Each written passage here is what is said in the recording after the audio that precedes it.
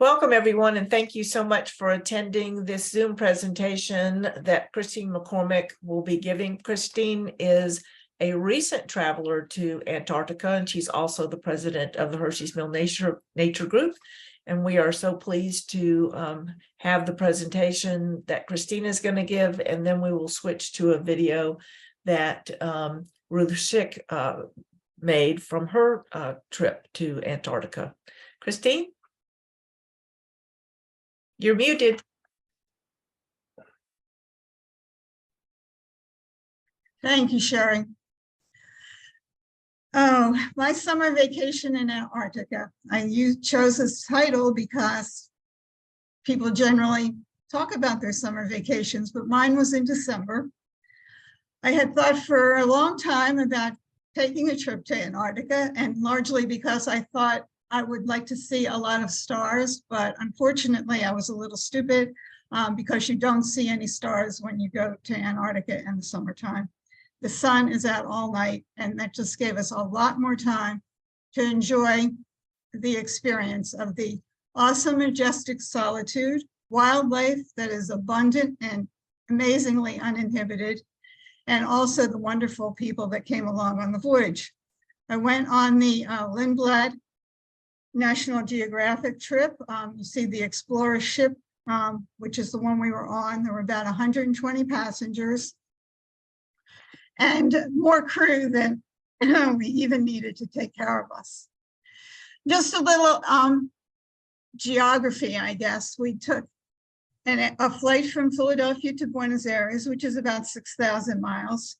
And then from Buenos Aires, after spending a little bit of time there, we went to Ushuaia and Tierra del Fuego, another 1,600 miles. And then the crossing of the Drake Passage is about 700 miles to get to the Antarctic Peninsula. The Antarctic Peninsula is here on the left. You can see Ushuaia and the crossing here of the Drake Passage, which is notorious for its high winds and big seas, largely because the westerly winds have nothing to stop them. And that passage, as I said, was about 700 miles. Just to give some perspective on the cruise, the Antarctic Peninsula is about 1,300 miles long, as opposed to the continent itself, which has a 3,400 mile diameter. So kind of like the whole North American continent. Little piece of the Drake Passage. This was not rated as the worst, and since I was in my room when I took this picture, you don't get the full perspective, but the winds were about 40 knots, and the winds were about 40 knots, and the sea is like 15 feet.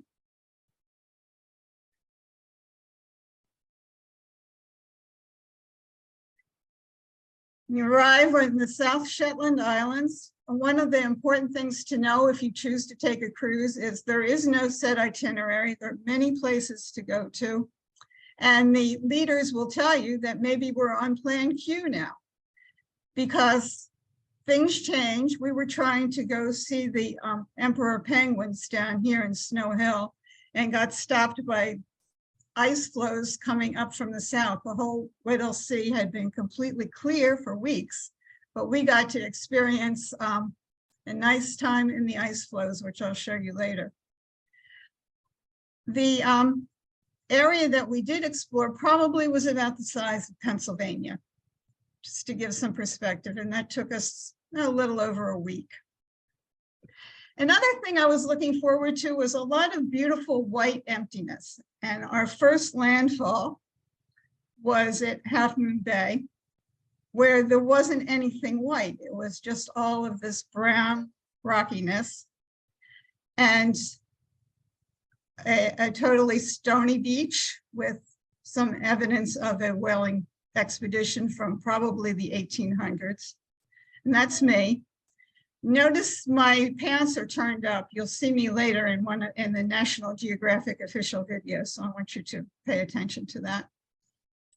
And my first question was, why are these landforms, which unfortunately were not what I was looking for, so flat.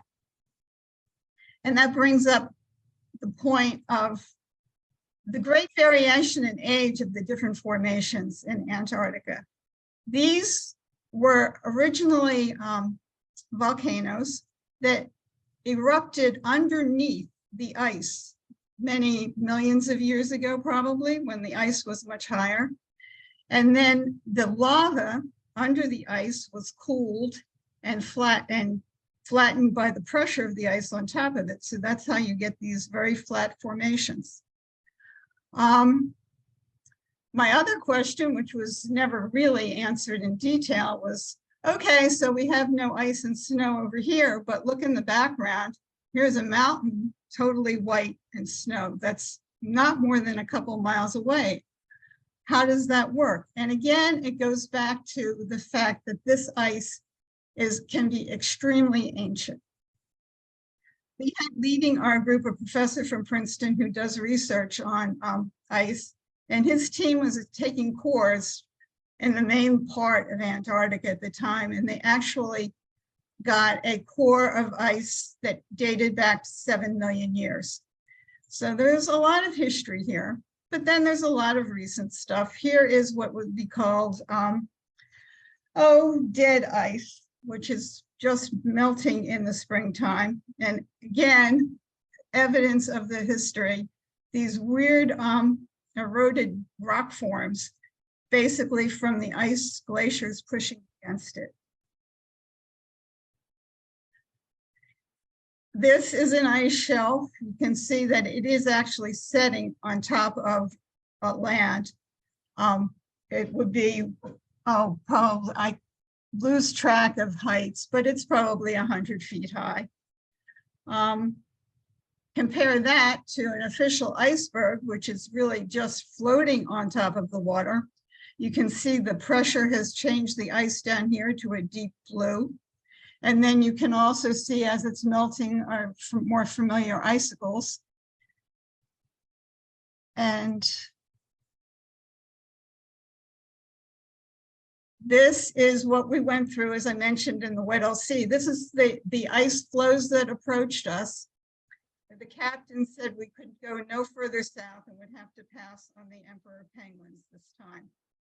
This was actually again taken from my room. You can see these are called bergy bits because they're less than 16 feet high. This one in the background would probably be an official iceberg being more than 16 feet high. I'm not going to go through all 36 forms of ice because one of my friends told me it got a little boring, so don't worry about that. Oh, this is and these are in the Weddell Sea. As I said, we were in our Zodiacs and we were able to just drive around. The color blue of the sea is incredible. You see several different tints here. You can see the typical, these are small bergy bits again, but you can see underneath the 2/3 of an iceberg that's underwater. Just fantastically beautiful views. And you can see in the background Zodiac that kind of got caught in these ice flows and had to be rescued. So the captain was pretty wise in not taking this much further. This is one of my favorite spots. It's the Lamar Channel. The sun was gone. It was a perfect place for it to be gone because this is a very narrow channel with very steep cliffs on either side. We went through it twice in this nice foggy atmosphere where you could barely see where you were going to end up, but it was really majestic. Another place that was quite fine was the Paradise Harbor. Very quiet, glaciers coming down to the edge of the water. Again, there were some tall mountains, one 9,000 feet high, another one 3,000 feet high.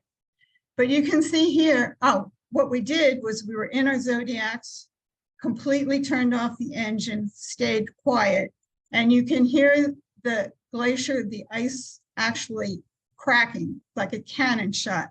We never saw any actually break off, but you can see here where this one is ready to. That was the majestic part. Again, these are called nunataks, where you have ice just or rocks just popping up out of the middle of a glacier.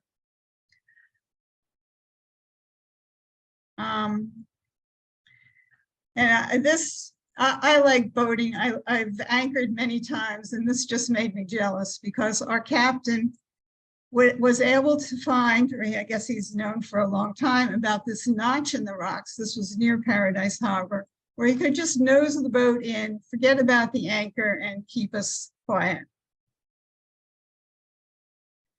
Like I said, no stars, but the sun did not really set. It would go slightly below the horizon.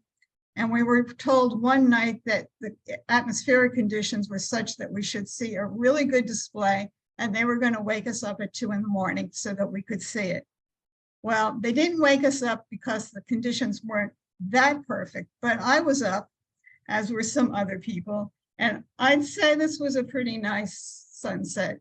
The picture really doesn't do it justice. It was like more fiery orange even than this. That is my explanation of sort of the physical feeling of being there. And now we'll talk a bit about the biology, the animals that we were able to see and not see.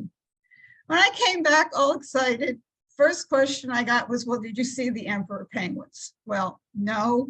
And as I just said, we tried, but those beautiful ice floes kept us away.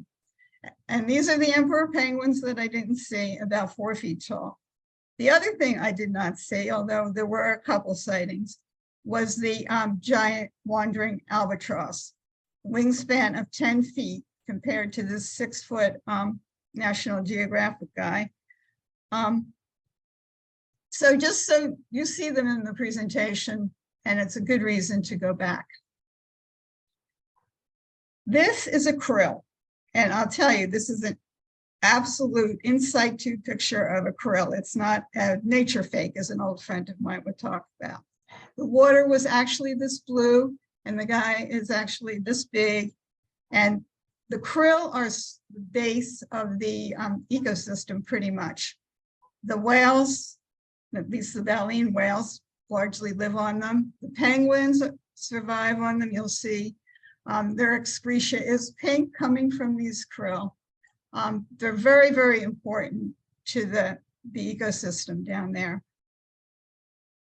A problem we were advised of is that they're being fished, overfished, and with these big corporate fishing vessels that use krill to feed salmon in the farm salmon. And we were warned to be careful where your sourced farm salmon are coming from, because this is an ongoing problem. Antarctica there are no people living in Antarctica, just research people, and there is a convention. There's no country that is in charge of anything, but they do have rules and regulations to try and keep it perfect, and they don't always work out as expected. The krill fishing is one of the examples that needs a little bit more attention.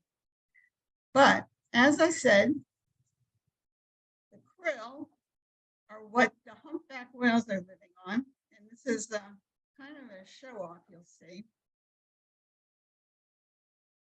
There's this humpback, but there's this fin.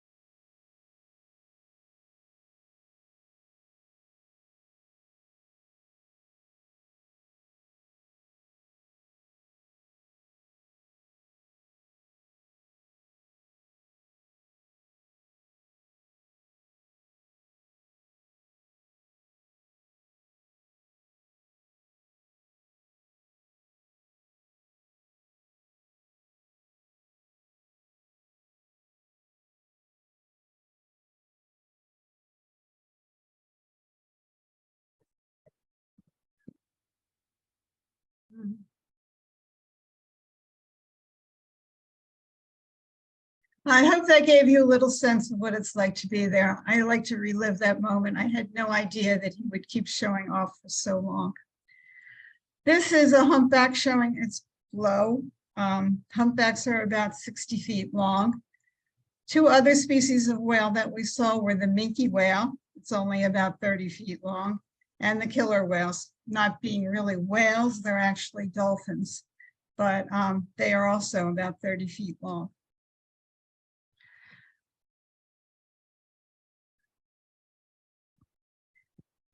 Okay, these are fur seals, and I want to point out that this picture was not taken on the Antarctic Peninsula. This was taken in the Beagle Channel and Tierra del Fuego, because we never did see any fur seals on the Antarctic Peninsula, even though they're there. The fur seals were really harvested almost to extinction by the early 1900s.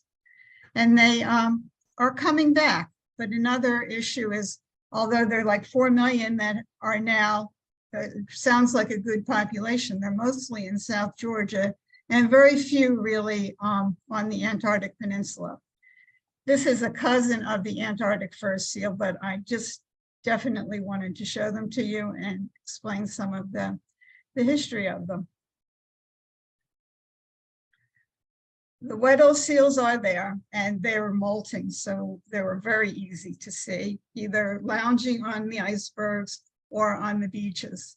And as you can see, while they're molting, the penguins have no concern about walking right on top of them.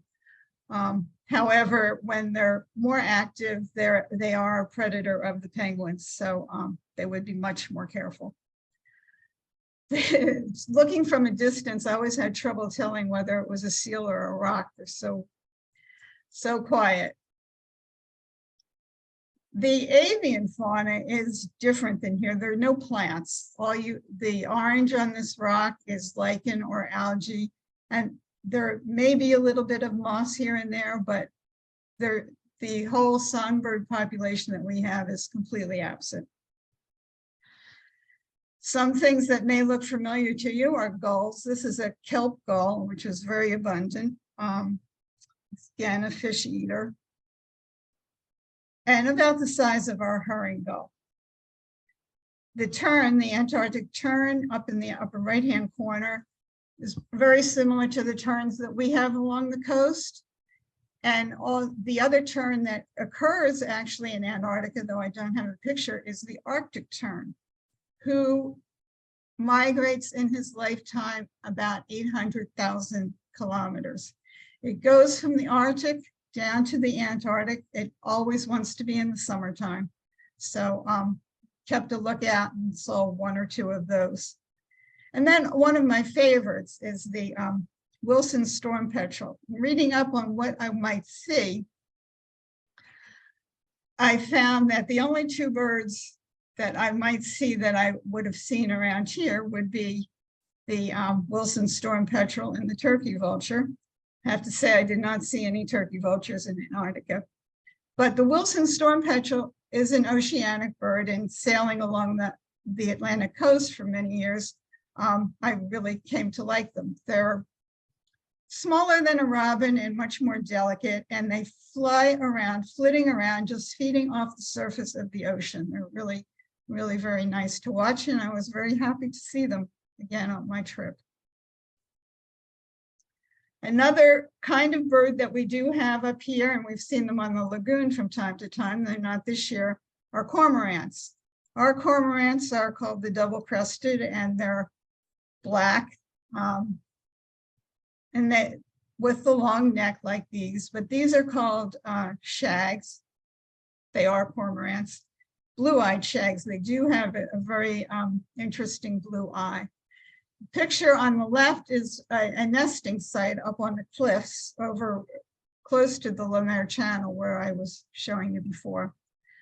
And then they also are good climbers, and you'll see some pictures of them a little bit later too.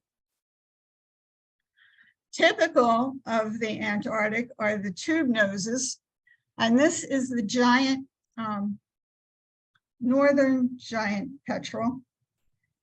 And why they're called tube noses, you can see this on the enlarged beak.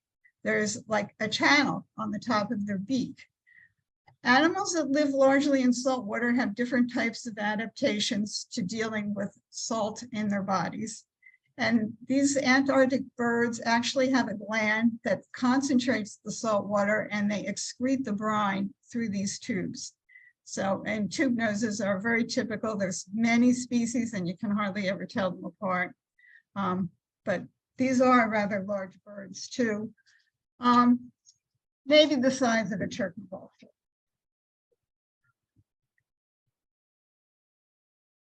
Now, there are other albatrosses besides the wandering, and this, the black-browed, is extremely impressive. His wingspan is over 8 feet, and we saw quite a number of them, but they are endangered. The reason they're endangered, and much to my disappointment, is because fishing vessels, although there are rules for fishing vessels tend to concentrate in one area, and sometimes the methods they use are not the best. And they fish for Chilean sea bass with long line tackle, which is a long line spread out with many hooks and many baits. And the albatrosses go after those baits and get caught and ultimately drown. So they are endangered, which is very sad. The use of that particular type of fishing method is declining.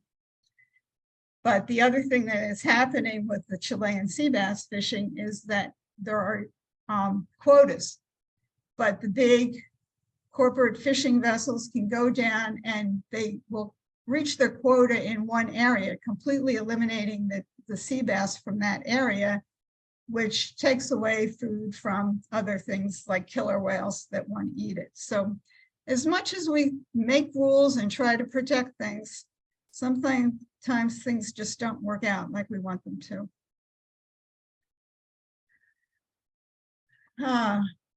Again, type of bird that is pretty unique to Antarctica. These are this is a brown skua.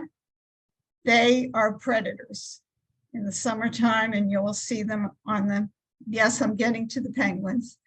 They will, the primary food source is penguin eggs and chicks, as is true of the snowy sheathbill. Again, unique, and you see him here hovering over a colony of penguins.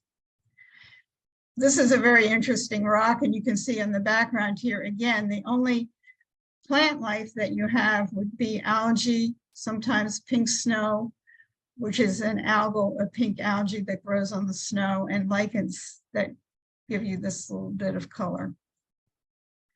Finally, the penguins. Think we'd never get there. This is a chin strap. We saw 3 different kinds. Chin straps are about 2 feet tall. This is a Gen 2. Note the orange beak. I'm sure you understood why the chin strap was called that. He is the 3rd biggest penguin, being only 3 feet tall. The emperor and the kings are taller. And you can see the nesting site here. They build their nest out of rocks. And here you see the Gen 2 with his little chick. Not too comfortable for little chicks to be raised in a nest of rocks, but you can see they have a nice little place to hide amongst the fur, the feathers of their parent. Both parents actually do feed the chicks. When one is feeding the other one, or when one is watching the eggs and the young, the other ones are supposed to be out fishing. And here you see several on an ice floe, getting ready to go fishing, we hope. The 3rd kind are the Adelie penguins. You see the completely black head. These are also like about 2 feet tall and very common. Here's their nesting site, again, with their nests on rocks. The Adelies and the Gen 2s will nest very close together. You can see one of the rules to protect these populations is that people shouldn't be closer than 5 meters. So our guides would put out the orange cones. They're not a permanent fixture to keep us from going closer to the penguins than 5 meters. This is a Gen 2 colony. You can see all these little dots up here in the hills. These are all penguins nesting. More penguins than you ever imagined exist. Again, penguins nesting on the beach, all the way up these hills, all the way up these hills. And only at the very highest part, you might see some of the blue-eyed shags, which can fly. The penguins have to climb up there.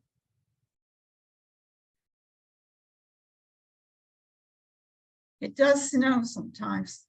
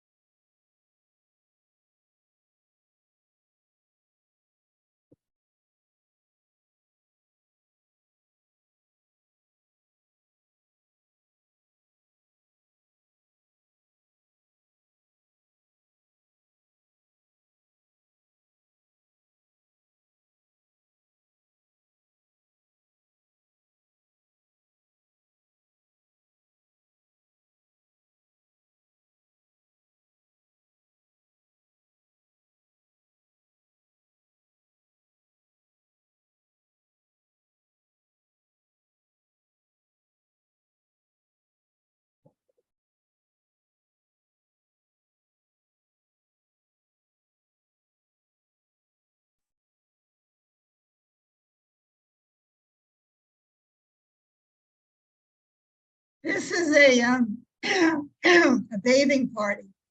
They do tend to accumulate some of their excreta. You see some pink tinting. So these guys are just pruning and will be bathing. The Gen 2s again.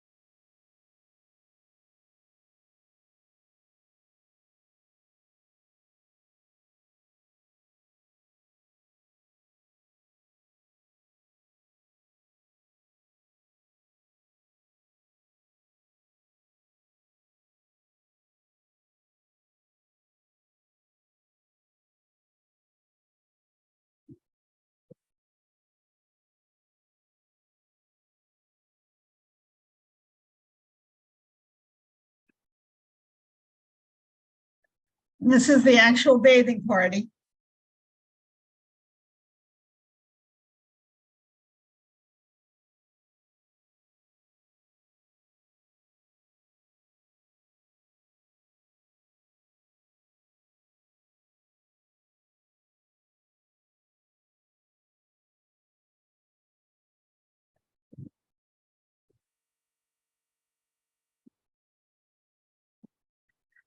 So I said that aside from the penguins, we did have a congenial and collegial society. People were all friendly, epitomized by the fact at the very end, as we were crossing the Drake Channel, it was time for the World Cup soccer matches. And everybody in our party, since we were headed back to Argentina, was for the Argentinians and the winning side. So that was a very unique portion of my visit to Antarctica. Okay, I want to show you the better photography. Just sit back and relax. This is the National Geographic's official record of the tour.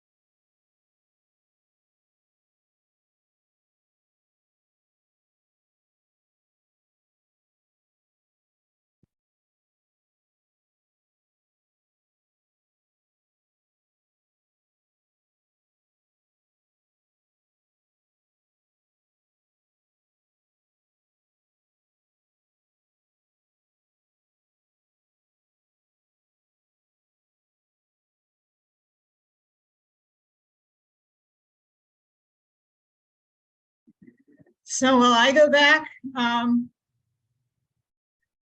guess you saw there were plenty of things I didn't say, so that might be an idea. But one thing that was really tempting was watching the schooner just glide along quietly. And being a sailor, I keep dreaming of taking a trip like that.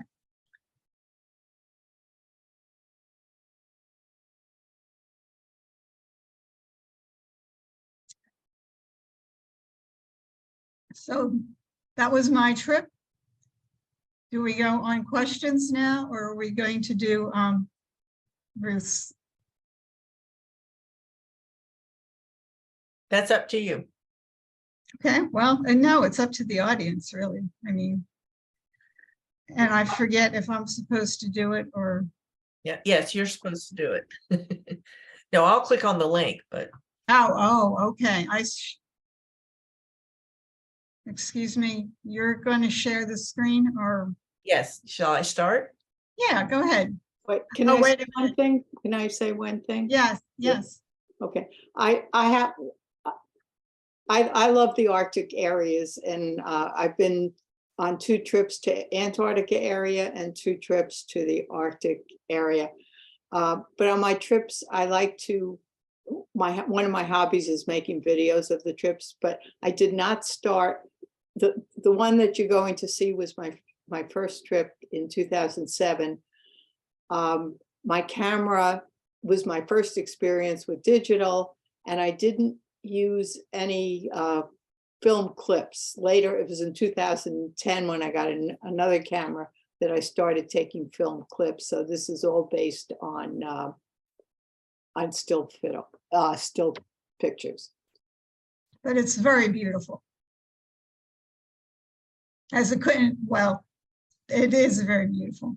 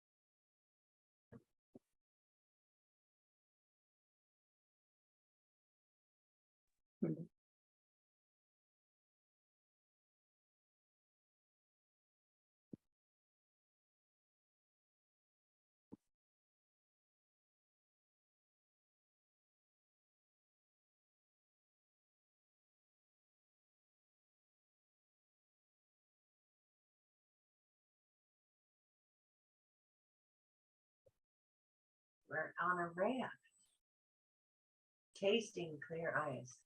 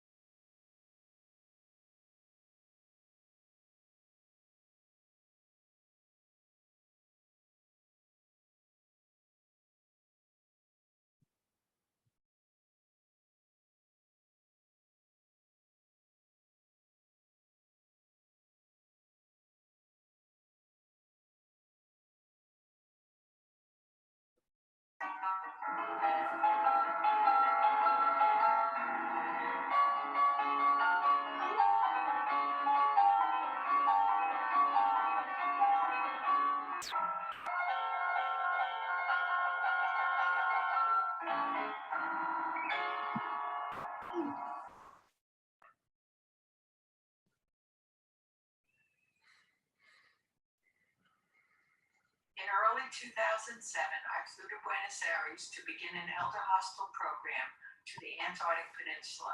After a day in Buenos Aires, we flew to. It looks like it's starting again. You might want to stop it.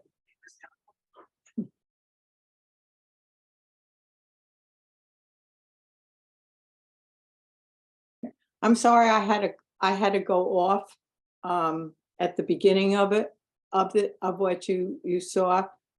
Sherry, I just got a phone call from Verizon and you told me to take it, so I took it. Well, Well worth it. yes. Okay. Yeah, I'm sorry about that. Shall I stop recording? Yes. Okay, incidentally, I went with that one because it was Antarctica, and that's what this show is about. The trip I took last fall it did go to Antarctica, but we were only there for a couple of days, and then we went to South Georgia, and then the Falkland Islands.